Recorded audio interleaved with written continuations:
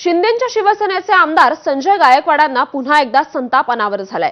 बुलढाण्यातील पैनगंगा आश्रमशाळेतील 19 विद्यार्थिनींना परवा विषबाधा झाली होती। आता यावर तुम्ही काय कारवाई करणार असा सवाल संजय गायकवाडांनी उपस्थित केला।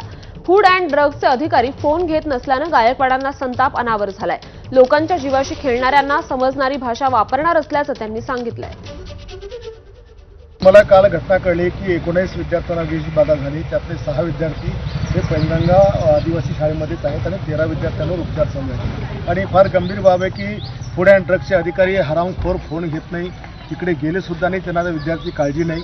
आणि जो संस्था चालक आहे तो या आदिवासी लेकरांच्या तोंडचा घास हिसकवतो। मग आदिवासी शाळा ह्या निर्माण केल्या कशा करता?